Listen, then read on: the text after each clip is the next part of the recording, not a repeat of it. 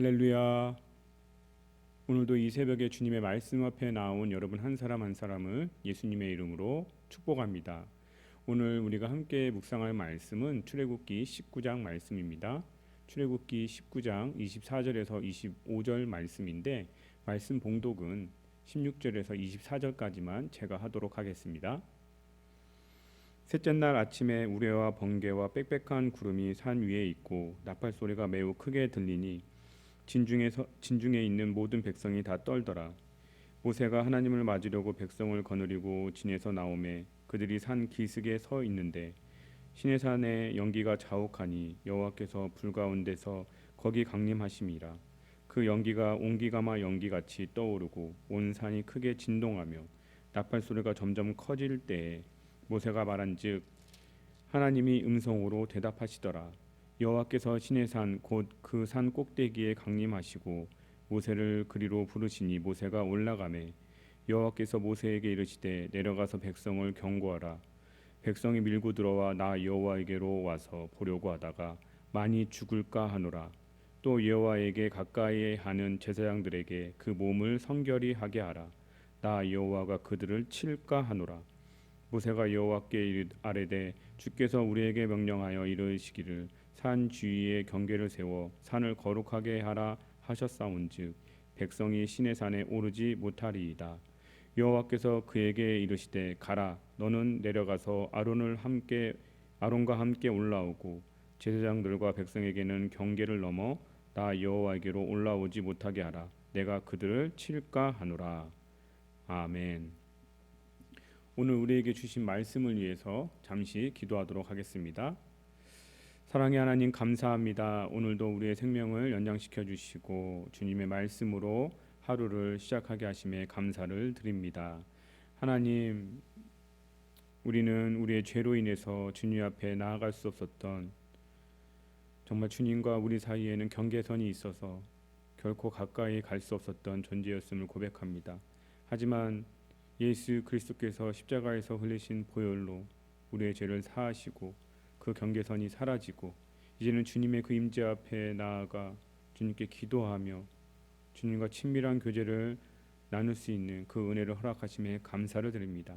이 새벽에 우리 가운데 찾아오시고 또한 우리가 그 주님의 임재 안에서 주님의 사랑을 경험할 수 있는, 주님의 음성을 들을 수 있는 그런 시간이 되게 하여 주시옵소서. 감사드리오며 예수님의 이름으로 기도하옵나이다. 아멘. 오늘 우리가 봉독한 말씀을 가지고 사라진 경계선이라는 제목으로 하나님의 은혜를 나누도록 하겠습니다.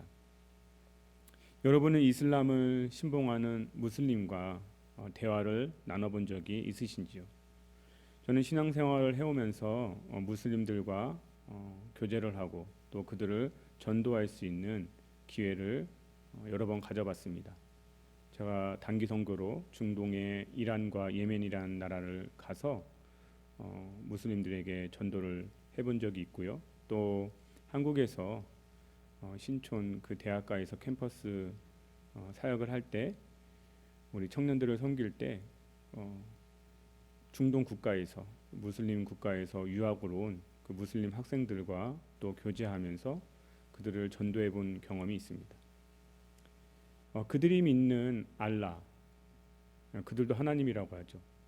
그들이 믿는 그 알라와 우리가 믿는 하나님은 같은 하나님일까요? 아마도 무슬림들은 동일한 하나님이라고 그렇게 얘기를 많이 할 겁니다. 그런데 교리상으로나 또 신학적으로 결코 그들이 믿는 알라와 우리가 믿는 하나님은 양립할 수 없는, 동일시할 수 없는 서로 다른 하나님입니다. 그런데 제가 경험하기로는 가장 큰 차이가 있다면 무슬림들이 믿는 그 알라는 두려움의 신입니다. 하지만 우리가 믿는 하나님은 사랑의 하나님이라는 것입니다. 무슬림들은 평생 죽기까지 알라를 두려움의 신으로 섬깁니다. 그래서 무슬림들에게 하나님은 사랑이시다고, 하나님께서 당신을 사랑한다고 그렇게 말하면 그 말을 도저히 이해를 못합니다. 왜냐하면 그들은 평생 하나님께서 자기들을 사랑한다는 것을 경험해 보지 못했기 때문입니다. 그들이 구원받을 수 있는지 없는지 그 구원의 확신도 죽기 전까지는 결코 구원의 확신을 가질 수가 없습니다. 그들이 구원받는 길은 그들이 죽고 나서 알라가 그들이 행한 선행과 악행을 저울에 단다고 합니다. 그래서 선행이 무거우면, 선행을 더 많이 행했으면 천국에 가는 거고, 반대로 악행이 무거우면, 그러니까 악행을 더 많이 했기 때문에 지옥에 간다는 것입니다. 그래서 그들은 죽기 전까지도 구원의 확신 없이 그 두려움에 덜덜덜 떨면서 죽어간다고 합니다. 그들이 죽기 전에 구원받았다는 것을 확신하는 유일한 길은 바로 알라를 위해서 죽는 자입니다. 그래서 무슬림들이 9.11 테러니 지금도 세계 곳곳에서 이 자살 폭탄 테러를 감행하고 있는 것입니다. 구원의 확신 없이 평생을 그렇게 두려움으로 살아가는데 코란에 나와 있기를 알라를 위해 죽는 자는 즉시 천국에 간다는 것입니다. 그래서 그 수많은 그 젊은 무슬림들이, 청년들이 폭탄을 몸에 두르고 테러를 감행하고 있는 것입니다.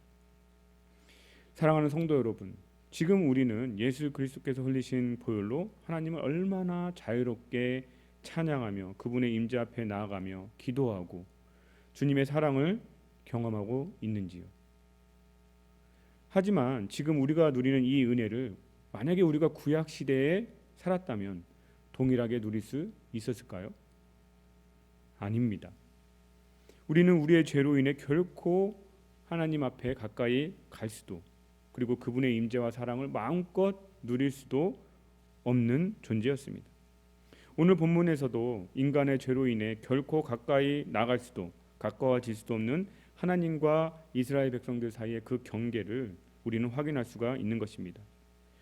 23절에서 말씀하시기를 산 주위에 경계를 세워 산을 거룩하게 하라 하셨은즉 백성이 신의 산에 오르지 못하리이다라고 말씀합니다.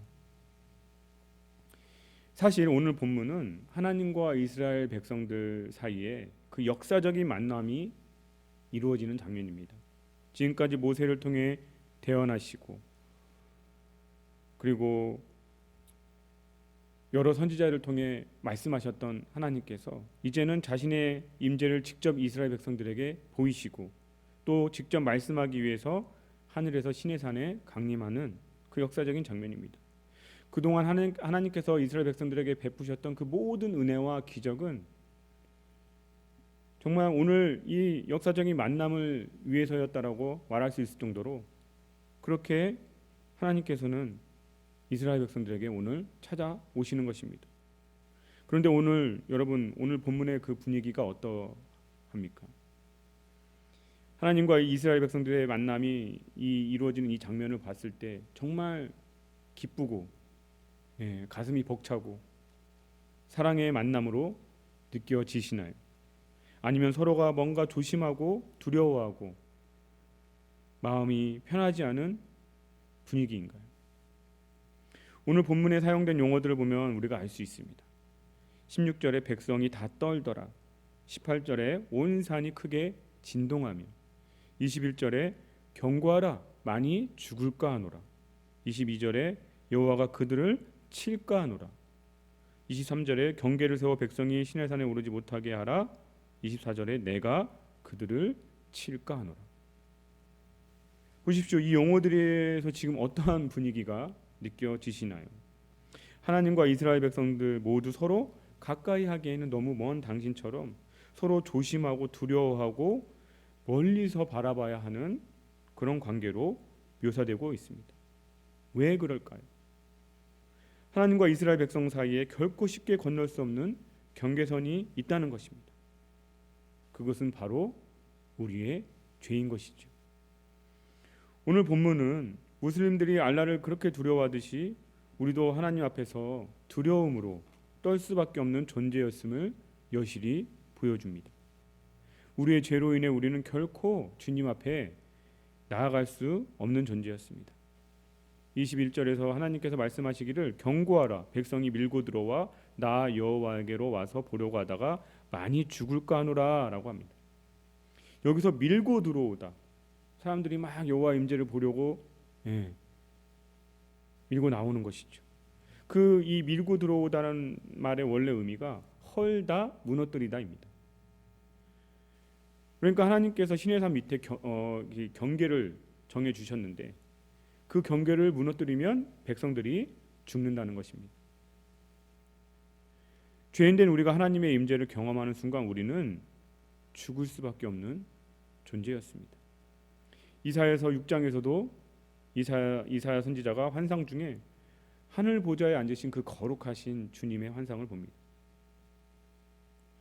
그런데 거룩한 주님의 영광을 보고 나서 그 이사야 선지자는 기뻐하는 게 아니라 어떻게 고백합니까? 나는 망하게 되었도다. 나는 입술이 부정한 백성 중에 거주하면서 만군의 여호와이신 왕을 배웠음이로다 합니다.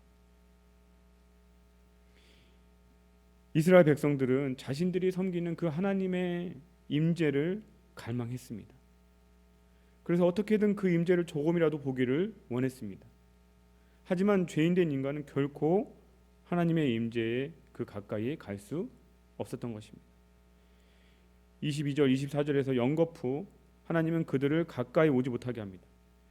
내가 그들을 칠까 하노라 하시는데 여기서 치다라는 말은 군사적 용어입니다. 군사적 용어. 완전히 철저하게 적군을 파괴하고 파멸시킨다는 뜻입니다. 즉 하나님께서 당신의 거룩을 훼손한 인생을 즉각적으로 심판하시고 멸망시키심으로써 당신의 영광을 스스로 보존하시는 것입니다. 사무엘하 6장에서 다윗이 그 여호와의 그 언약궤를 다시 가지고 오는데 웃사가 그 언약궤가 떨어지니까 그 언약궤를 잡았을 때 웃사가 바로 즉사한 사건이 대표적인 예라고 할 수 있습니다. 사랑하는 성도 여러분, 만약 우리가 지금 하나님을 이렇게 두려운 존재로만 섬기고 있다면 어떠할까? 안 그래도 지금 우리는 코로나 팬데믹으로 이 영적인 광야, 이 메마른 광야를 지나고 있는데 우리에게 이 사랑의 하나님의 임재와 그 말씀, 또 기도 가운데 나아가서 주님과 친밀한 교제를 나눌 수 있는 이 은혜마저도 없었다면 우리는 지금 어떻게 되었을까요?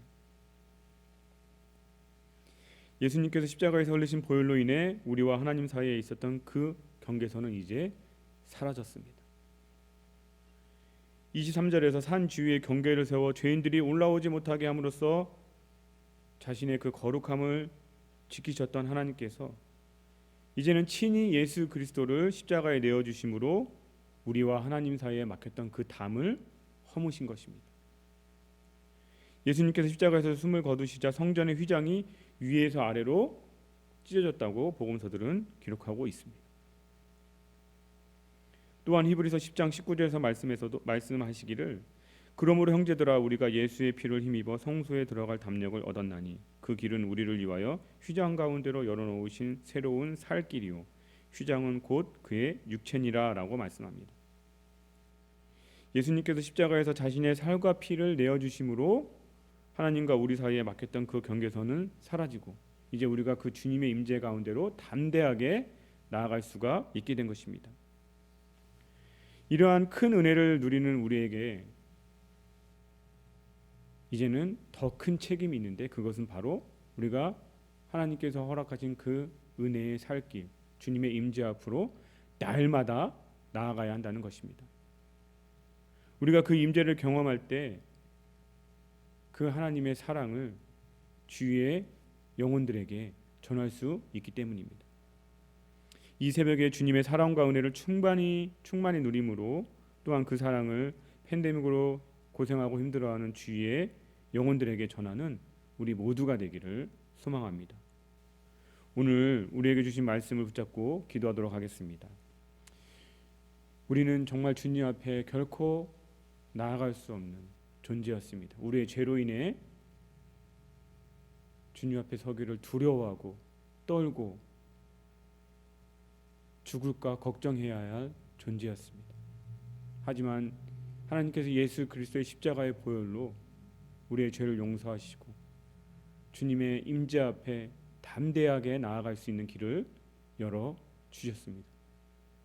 이제는 우리가 그 큰 은혜를 누리는 사람으로서 주님의 임재 앞에 날마다 나아가야 할 그 책임 또한 우리에게 있는 것입니다. 우리가 항상 주님의 임재 앞에 나아가서 주님의 사랑을, 그 충만한 임재를 경험하고 아직도 주위에서 하나님을 모르고 죽어가고 있는 영혼들, 이 팬데믹으로 인해서 고통받고 있는 영혼들에게 그 주님의 사랑과 임재를 흘려보내는 그 은혜를 먼저 경험한 자로서 마땅히 다할 책임을 다하는 우리가 되게 해달라고 기도하시고요. 또 오늘은 목요일입니다. 우리 가족을 위해서 기도하는 날입니다. 우리 가족의 건강과 평안을 위해서 기도하시고요. 특별히 몸이 안 좋은 가족들의 치유를 위해서, 온전한 회복을 위해서 기도하시기 바랍니다. 그리고 디모데 청년부를 위해서 기도해 주시기 바랍니다. 새 학기가 시작되어서 정말 학생들은 학업으로 인해 분주하고 또 직장 다니는 청년들 또한 업무로 인해서 바쁜 직장 생활을 하고 있습니다. 하지만 그 가운데에서도 주님께서 열어놓으신 그 주님의 임재 앞에 나아가서 주님의 사랑을 늘 경험하고 그들 또한 주님의 말씀으로 바로 서서 그 은혜와 책임을 받은 사랑을, 그 축복을 주에게 흘려보내는 우리 청년들 될 수 있도록 기도해 주시기 바랍니다. 함께 기도하시겠습니다.